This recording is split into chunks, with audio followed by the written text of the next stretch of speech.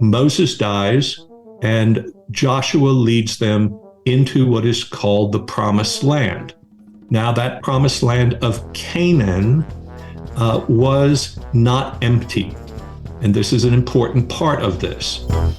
I'm Mitch. And I'm Missy. We're co-workers. He's the boss, and we're married. And she's the boss. Together, we host Good Faith Weekly, a podcast on faith and culture. What could possibly go wrong? Tune in and find out. Missy. Welcome to Good Faith Weekly. On this episode, Missy and I sat down with Dr. George Mason to discuss the events unfolding over in the Middle East. It's going to be an extended interview with Dr. Mason, and I think you're really going to enjoy it. It's going to be a really good pod, so stay tuned.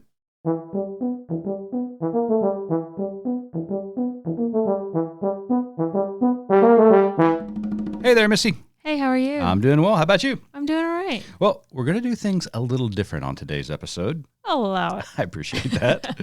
This week, we had the opportunity to talk with one of our dear friends and mentors, Reverend Dr. George Mason, on what's going on in the Middle East. We did. And while we knew the conversation was going to be absolutely great, we ended up getting a masterclass pertaining to the situation. You're so right. We just were really blown away by the depth and breadth of knowledge and insight that George was able to communicate while really covering such an expanse time in history. You're absolutely right. So we decided that after talking with George, we're going to do things a little different and cut the intro short. That's right. Less of us and more of George today. You got it. So, ladies and gentlemen, stay tuned. Coming up next is Reverend Dr. George Mason. I've always been struck by the scriptures we avoid reading, the stories we don't want to tell in church. I'm Brett Harris, and that's what You've Never Read This, a new series from God Knows Where, is all about.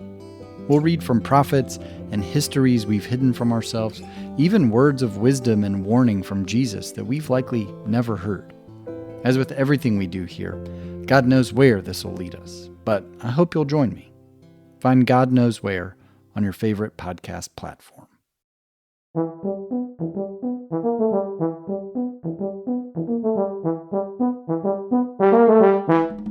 Welcome back to Good Faith Weekly. On this episode, we've got a very special guest with us. The Reverend Dr. George A. Mason is the founder and president of Faith Commons and the senior pastor emeritus at Wilshire Baptist Church in Dallas, Texas. He is a nationally recognized religious leader whose legacy includes innovation in clergy apprenticeship, interfaith initiatives, and community service. Faith Commons is an interfaith nonprofit organization that amplifies diverse faith voices for the common good. Its programs include Georgia's podcast, Good God, featuring conversations about faith and public life. Dr. Mason was recently in Israel when Hamas attacked Israeli citizens, killing more than 1,400 people. After several unnerving days, he has returned to the United States. His work within the interfaith community gives him a unique perspective on the Israeli-Palestinian conflict. George, welcome to Good Faith Weekly. Well, thanks so much, Mitch and Missy, and I'm delighted to be back with you, even if the circumstances are painful and difficult for us all. Yeah, absolutely. Well, believe it or not, George, when the news broke regarding the Hamas attack there in Israel, I had no idea. I'm sorry, I had no idea that you were in Israel. But then it became very apparent that you were there, and we were immediately worried about you and others. I know that you were there with some other clergy as well. But tell us a little bit about what you were doing there and kind of how that day unfolded for you. Well, to begin with, I was in a West Jerusalem hotel when the attacks began. I had been there for 2 nights and was awaiting a group that was coming over to join me that Faith Commons had put together. We were about to engage in a dual narrative tour where we were going to go around Israel and Palestine, meeting with Israeli Jews and Israeli Arabs and Palestinian Christians and Muslims who were working together in various projects and settings around the Holy Land to bring people together, to bridge differences, to create understanding, to lay the groundwork for peace. to begin to think together about what coexistence might look like after occupation, after the Troubles, so to speak. And so much of what we were doing was not preparing to have a Disneyland tour of the Holy Land, with just going to Christian sites and reading Bible verses, but rather talking to the living stones, the people who are there on the ground, who wrestle with history and animosities and struggle for how to live together in that place. Regardless of what the politics are, it was about the people.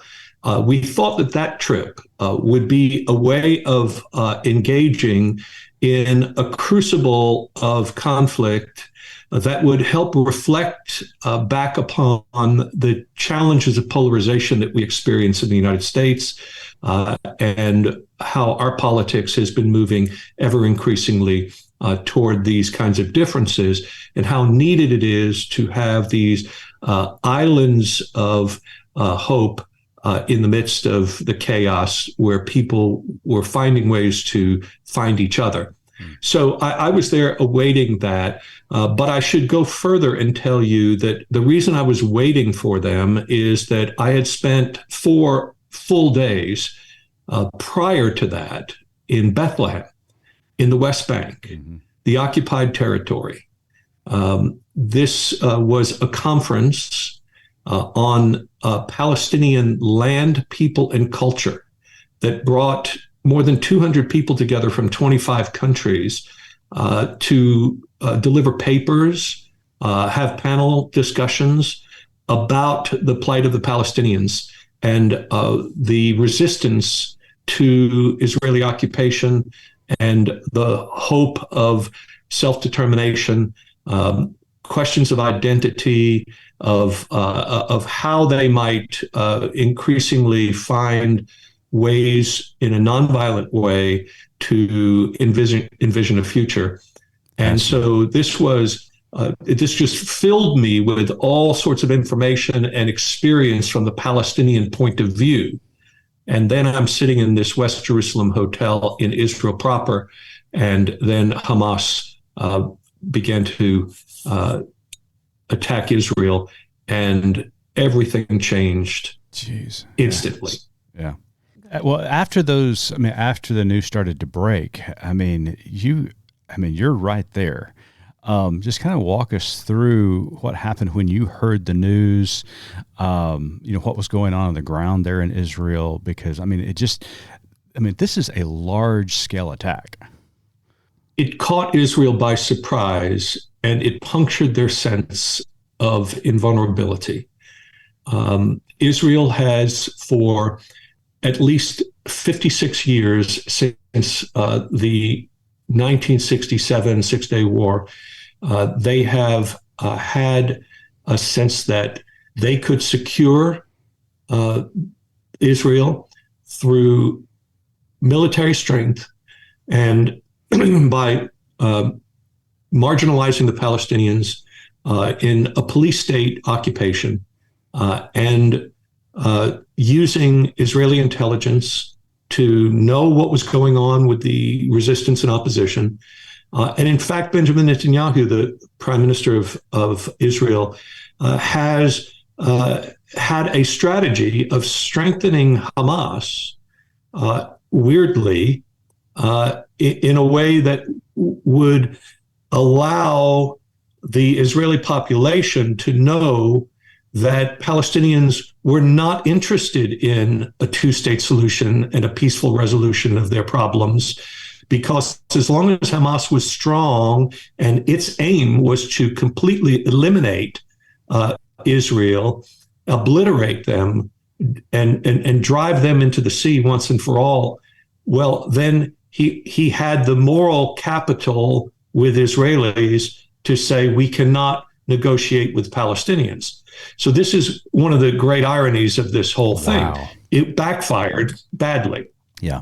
And so Israelis had an immediate sense of trauma that, wait a minute, how could this possibly happen? We thought we had a 17-year embargo of land, sea, and air in Gaza, and a barrier of security that would protect Israel from them leaving that place. And they breached those barriers and came marauding into 22 nearby villages and 2 kibbutzim, and began to savagely assassinate people, just murder them, including elderly and women and children. This was almost inconceivable.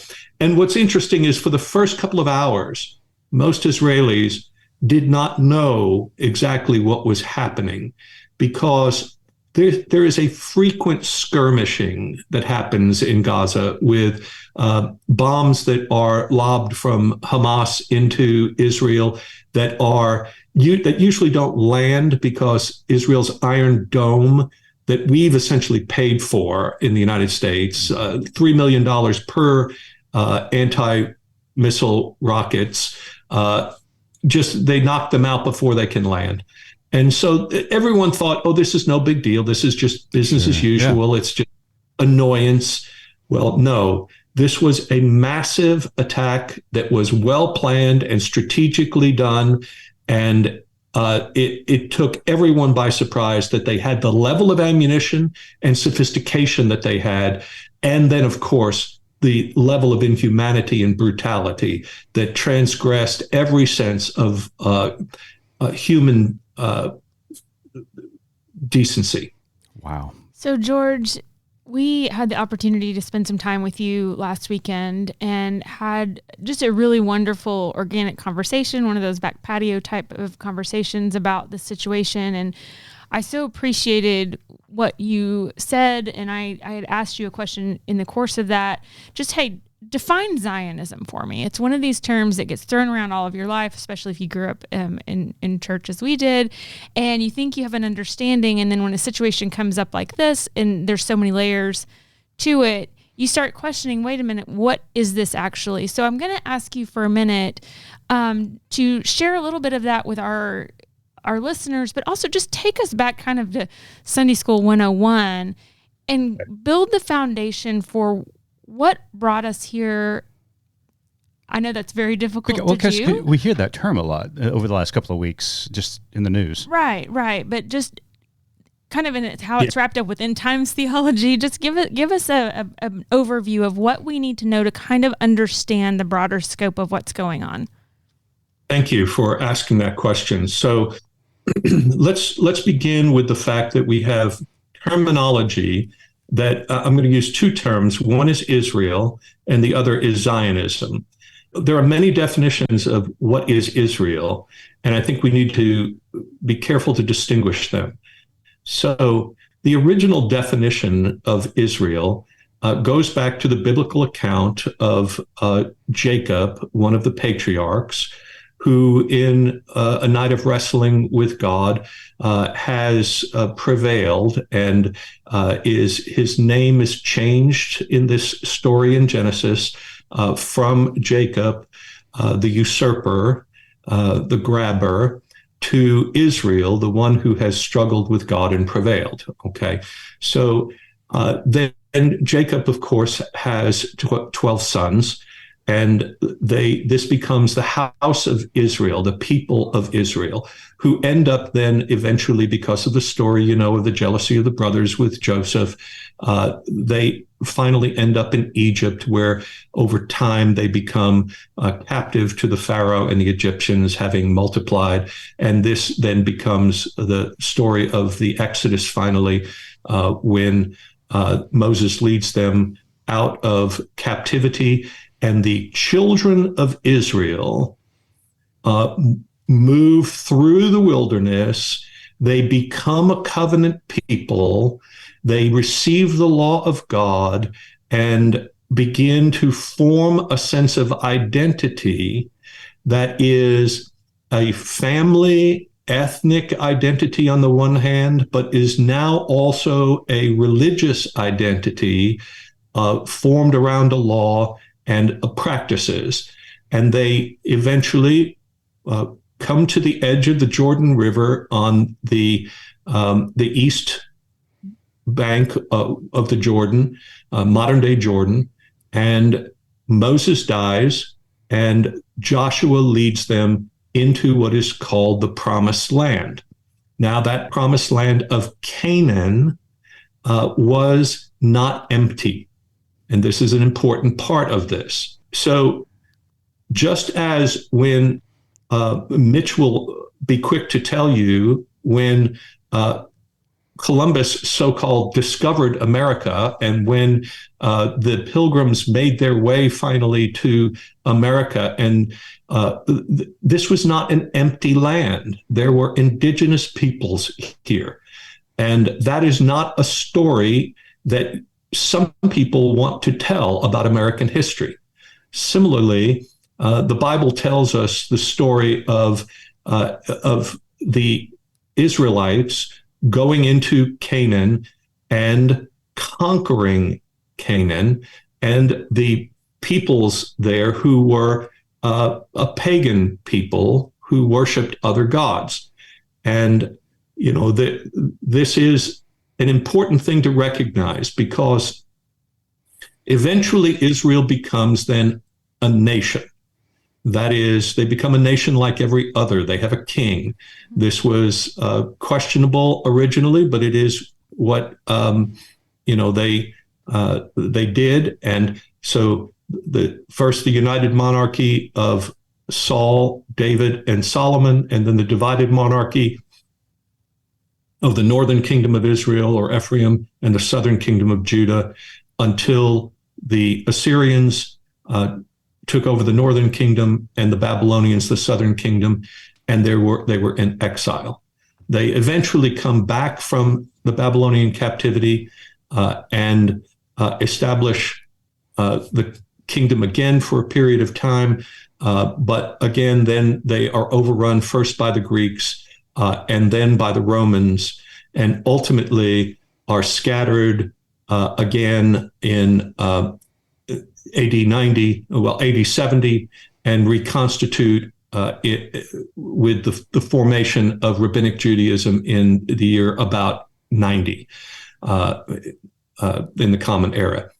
But essentially, after that, these exiles, the Jews are spread out all through the world, and they have no homeland. So now they are a covenant people that is called Israel. After the formation of Rabbinic Judaism, they are the Jews wherever they are, but they are in diaspora. That is, they're everywhere in the world. That diaspora takes them to especially Eastern Europe, and where we have what's called pogroms. That is in the area of modern-day Ukraine and Russia and Poland and Germany and the like, pogroms being sort of mini genocides of the regional Jewish people. They were scapegoated by the predominant authorities. Anytime that things went wrong with the economy, it was the Jews. And so they continually were raped and murdered and driven from their land. And so they were a wandering people. And then, of course, the 6 million that died during World War II and the Holocaust were part of this problem. Now, Israel then becomes a nation in 1948, but the nation state that is Israel is not identical with the nation of Israel that was in the 8th century BC and forward. What is consistent is the name Israel, and it stands for this long history that it is predominantly a Jewish state. It has been trying since 1948 to be both a Jewish state and a democracy, those two things being difficult to hold together. But nonetheless, I will simply say this is where this merges with Zionism. Because of the Holocaust, there was a longing for one place in the world where Jews could feel safe. They had felt unsafe and victimized by violence everywhere they had been. Many had come to the United States seeking religious freedom, but even here, anti-Semitism was rampant. And so after the formation of the State of Israel in 1948, these 75 years have created an environment in which the language and culture of Jews could dominate a society and people could feel at home in the world if they were Jewish. The first time they could feel at home in the world since, well, the 8th century BC, I would say. Yeah. And so this has been the fulfillment of a longing of Jews.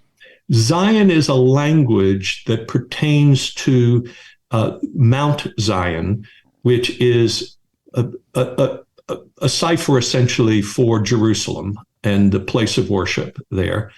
And so it stands for a location, but it also stands for a longing, a sense of being in a place where one belongs and is at home in the world. So this sense of longing, this Zionism, had been building in the hearts and minds of Jews, especially in Eastern Europe, back even before World War I, in the late 19th century. And it gained momentum after World War I with the Balfour Declaration in 1917 and the British Mandate that essentially promised Palestinians a state and a homeland, and Jews that they could have a state in the only place in the world that made sense for them to be at home because of the history.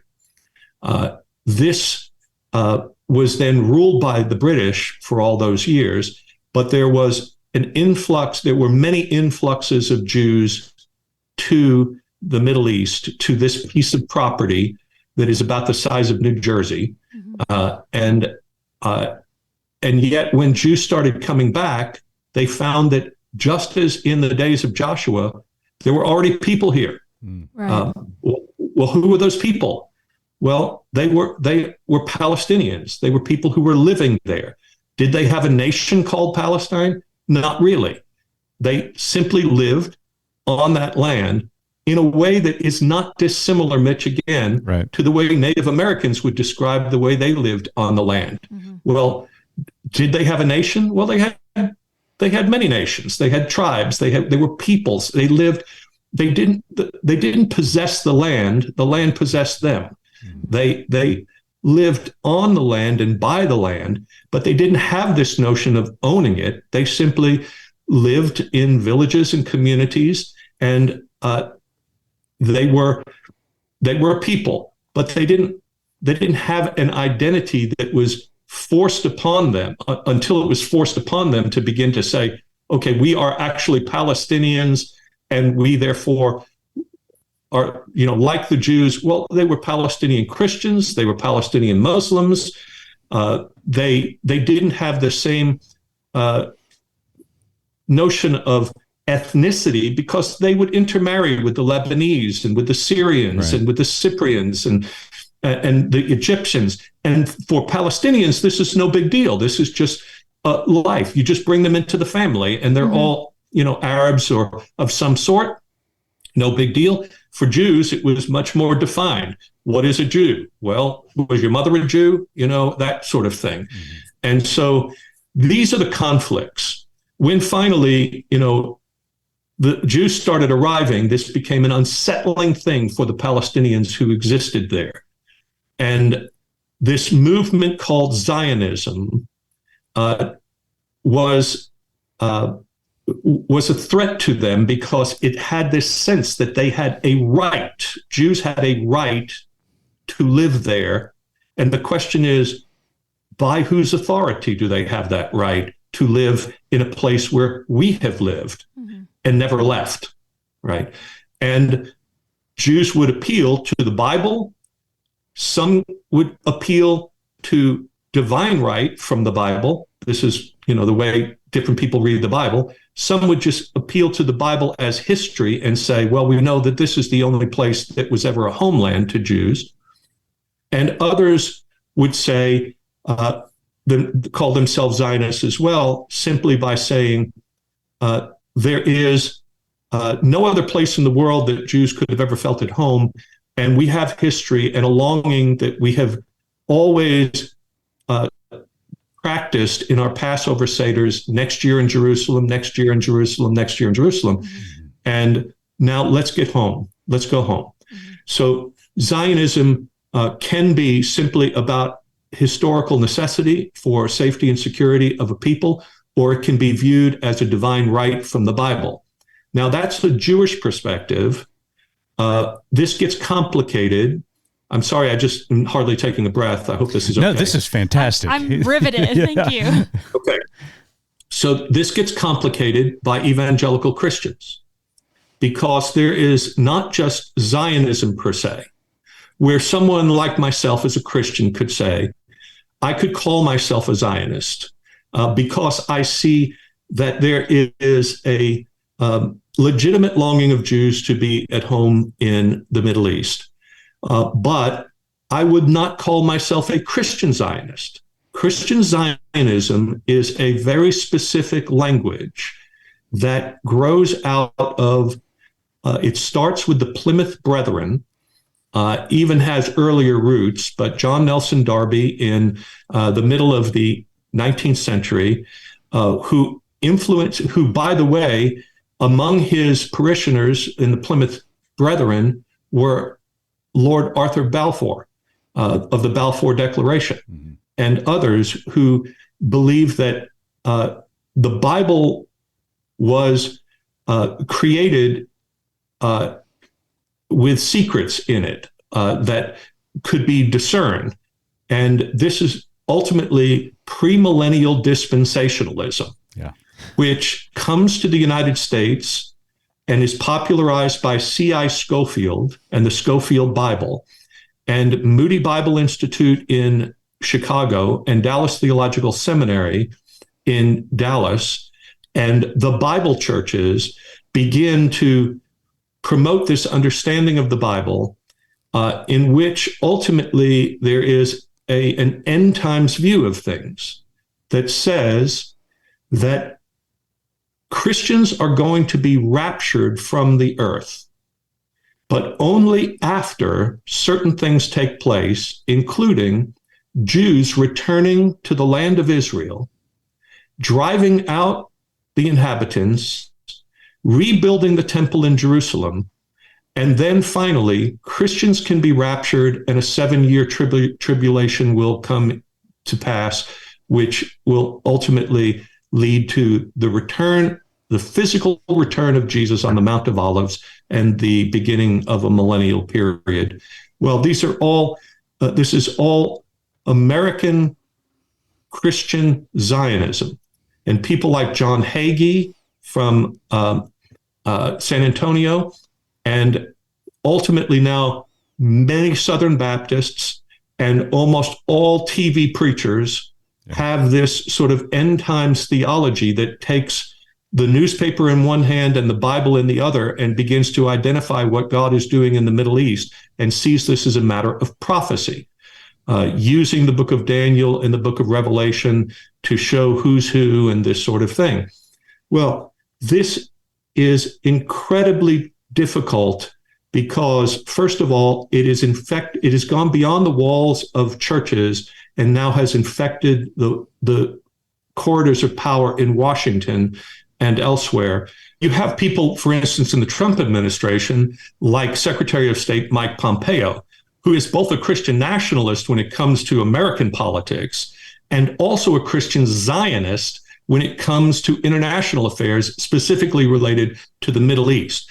And that Middle East politics is not just about Israel and Palestinians, but the whole of the region of the Middle East, which means Iran and Iraq and Saudi Arabia and Lebanon and Syria and all of these areas, Jordan, that are involved in this, that must comport with his vision this Christian Zionist vision about what must unfold in the Middle East. The people who most influenced Donald Trump, they all believed that Israel had to be blessed by the United States, or else we would not be blessed as a nation. And that meant we give a blank check to the Israeli government to do anything they need to do. And we have therefore supported, tacitly or not so tacitly, but through military spending and all of that, the occupation of Palestinian territories and the repression of Palestinian freedom and statehood, which includes Palestinian Christians, who Christian nationalists basically ignore because they're supporting the Jews in Israel and the Israeli government, thinking that ultimately some sacrifices have to be made, and the Palestinians are the sacrifices that will be made in order for God's plan of history to work out. And Palestinian Christians are saying, how can we be your brothers and sisters here, have never left? We're sitting here in Bethlehem where Jesus was born, and you will not support your brothers and sisters who are being persecuted and killed by the Israeli government, and you're supporting the policies of occupation. How can this possibly be in the body of Christ? And so Christian nationalism is an enormous Christian Zionism, rather, is an enormous problem that needs to be addressed by the Christian community. It is a way of reading the Bible that is, in my mind, incredibly faulty, incredibly dangerous, and violates the primary command that we love our neighbor as ourselves. So I think Zionism per se is not the problem, unless Zionism means Jews and not Palestinians. Then it's a problem. You can be a Zionist and believe in Palestinian autonomy and statehood, but Christian Zionism does not allow for that. That was absolutely incredible. Wow. Thank you so much for that. I'm glad I came to your TED Talk. That was wonderful. Yeah, thanks, George. That was really, really insightful and informative. And just to clarify, you talked about Pompeo and his Christian nationalism. He's also a Christian Zionist, right? And are those the same thing, or they kind of overlap one another? Right. So let's distinguish between them and say that they are almost always on the Venn diagram overlapping, but they can be distinguished. A Christian nationalist is specifically language that could apply in whatever nation you are living in. For instance, there is Christian nationalism in Hungary right now with Orban, who is the president or whatever there. And there is Christian nationalism in Russia right now under the Russian Orthodox Church with Putin. And there's Christian nationalism in the United States. And the idea of this is that Christians have been ordained by God in whatever nation they may be in to exercise authority in that nation on behalf of God. And some versions of that include what's known as dominion theology or seven mountains theology, in which there are seven mountains of government, of business, culture and the arts, education, these sorts of things. There are seven areas of reality that need to be have key figures in charge of them. They should all be Christians of a conservative bent, and that once all those positions of authority are filled by conservative Christians, then God will bless the nation. Well, this is contrary, of course, to our American history of religious liberty and religious pluralism and the separation of church and state. And instead, that is viewed as an unfaithful position that threatens Christian existence. And so Christian nationalists always feel that they are being victimized in some way by secular culture, by non-Christian forces, that they are always being beaten up on, but they are always assuming that they are supposed to be in charge, and that somehow people are not letting them do what God has designed for them to do, that is, be in charge. So if they're questioned, they're victims. Yeah. So this is a problem of Christian nationalism, and it's true in every country, and it's rooted in the idea of exercising power. Mm-hmm. Christians exercising power over everyone else, and in their minds for the good. Mm-hmm. But that doesn't always feel good to those who are powerless at the hands of those Christians who are nationalists. So that's kind of what Christian nationalism is. It merges with Christian Zionism when you see them supporting a vision of what's happening in Israel. So Israel and Palestine is where Christian Zionism is concerned. But the idea ultimately there is that things are supposed to go well for Jews until they don't. Mm-hmm. That is, the only way Christians finally get raptured and are able to go to heaven is for Jews to get the promised land finally for themselves, but only for a period of time, after which, unless they do not convert and confess Jesus as Lord, they will go to hell. So this is the theology of Christian Zionism. It sounds like they are blessing Israel and the Jews and supporting them, but it's still within the framework of Christian theology that does not see them having any future beyond a temporary reprieve, during which time they must convert, or else they have no future. Yeah. It seems like in your explanations, the Christians are using the Jews to ultimately get where they want to be. Yeah. That's correct. Yeah. George, that was excellent. Now I'm going to ask you to put your pastoral hat on. And as a Christian minister committed to promoting interfaith work, what do you recommend to those of us who have friends who feel strongly on both sides of this conflict? Because to be honest with you, sometimes it feels like I'm turning my back on one friend to console another. There is room to console and show compassion and suffer alongside everyone at this moment.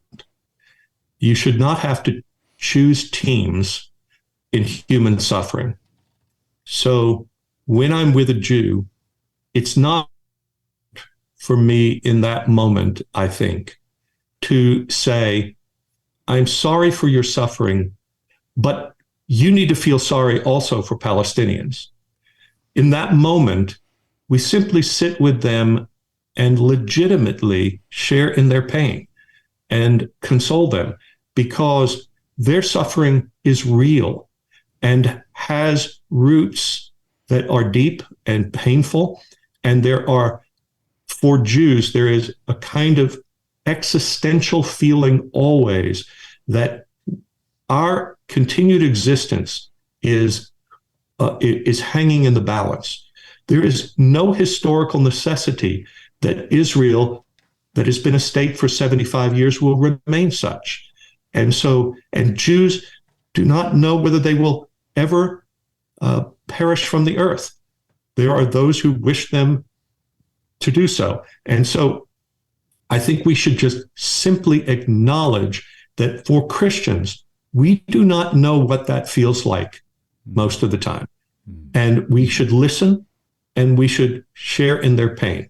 When we are with Palestinians, Muslims, Arabs generally, and hear the anguish of what it's like to feel abandoned, to feel as if the U.S. government has been supporting the violence against them and the failure of compassion toward their plight, when we are supposed to always be about human rights and freedom, well, for everyone except Palestinians, it seems, then we need to hear their cries. We need to recognize their pain, and not demand that before we do, they somehow condemn Hamas and its attacks. Because if we would do that, then we should say, well, before we can be sympathetic toward the Israeli pain, we need to hear you condemn the occupation and the settler movement in the West Bank and the violence against Palestinians by ultra-Orthodox Jews and the like. No, this is just sit in the pain with people and don't do whataboutism all the time. Right. You don't have to choose sides. You can be on the side of both, and that is not a cop-out position. Now, it can be. There can be people who simply say, look, everybody's bad, and there's no way to distinguish here. No, we can be careful in hearing the stories and all of that, but we don't have to decide that one person's suffering is greater than another. I think it's better for us simply to stand alongside, listen, and then we find that there are remarkable people in the Jewish community that are unwilling to defend Israel by ignoring the plight of the Palestinians. My partner, Rabbi Nancy Kasten in Faith Commons, has taken lots of heat from her Jewish friends and felt even unsafe during this period because she attended an All In for Palestine rally in Dallas at Dallas City Hall and spoke to the news media about the plight of the Palestinians at the same time that Jews were grieving the death of 1,400 people at the hands of Hamas. Mm-hmm. She was able to say that my Jewish values require that I stand alongside the suffering, whoever they are. Similarly, when Palestinians, in all of their pain, recognize that loss of innocent life and say that we are praying for and suffering alongside those Israeli families who have lost their lives, that is a powerful witness. When Palestinians in this moment, where the disproportionate retaliation of the Israeli military in Gaza has now taken more than 8,000 lives, more than 3,000 of which are children. When we hear Israelis say that until there is freedom for Palestinians, we will never be out of this conflict, that killing Hamas and all these civilians is not going to be the answer. Well, that's a remarkable witness as well. So I think we can do both things. Look, this is the problem of the fog of war, and that is you're supposed to choose sides. Yeah. It's got to be one or the other. And you can't see it on the audio version. I deliberately chose to wear a gray shirt today because I think we need a gray movement in this. And that's not about old people. It's about nuance. Yeah. It's about recognizing that there's lots of grays in this and trying to understand them better. Well, George, I was a young minister in Dallas, Texas, or actually Dallas-Fort Worth, Texas, back in 2001 after 9/11. And I remember distinctively thinking I wanted to hear what you had to say after that fateful day. And you always deliver, my friend. Thank you so much for stepping in and not only being a mentor, but being a friend and being a pastor to me. And to many others who are listening. We really appreciate your words and your wisdom. And you can find out more about George's work at Faith Commons at faithcommons.org. But George, before we let you go, we've got one last question that we ask every guest, and you have answered this question before. So I'm going to turn it over to Missy. So George, again, let me echo Mitch's words. This was wonderful. I'm so thankful this worked out for us to talk to you this week, and I appreciate all of your wisdom, your pastoral care, throughout the years, and especially today. So George, as you know, our tagline at Good Faith Media is there's more to tell. So in light of your work and our conversation today, what is your more to tell? that we don't know what is more to know yet, and that therefore we have to keep our minds and our ears and our hearts open, because in this conflict is a perfect time to recognize that we never have enough information. We never have enough stories to tell it in one way that concludes the conversation, that solves the problem. That there is more to tell, because there is no end of people in their lived experiences who have stories to tell. So let's listen. Love that. Perfect. George Mason, thanks. As always, you are a dear friend to Good Faith Media and a dear friend to this pod. We wish you the very best. Thank you so much, Mitch and Missy, and we're grateful for you as well.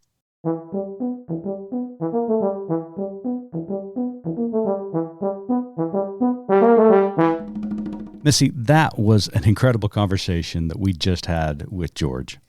Absolutely. I was not anticipating getting quite that much information, but I am so glad that we did. That was fantastic. And we decided that there's really nothing that we can add to the conversation that wouldn't just be noise. No, and I actually went back and re-listened to the interview and just feel like a college kid. I need to go take some more notes before I reflect and offer any sort of of additional Absolutely, comment. yeah. You're absolutely right about that. So anyways, I felt like maybe an appropriate way to close out this episode would be with some of George's words. Good idea. Yeah, from a post that he put up on social media in the last couple of weeks. And he says, "For our part, sympathy for human life cannot discriminate. In our private prayers and public policies, we must remember all who suffer and work for a just peace." It takes us all, and that's a good way to end the episode this week. So until next week, ladies and gentlemen, keep living good faith.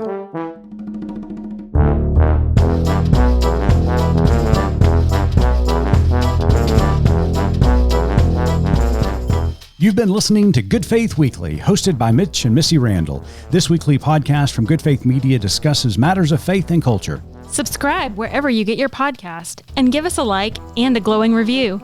We produce the podcast out of Norman, Oklahoma. Our music comes from Pond 5. And we're supported by listeners like you. Learn more about us at goodfaithmedia.org.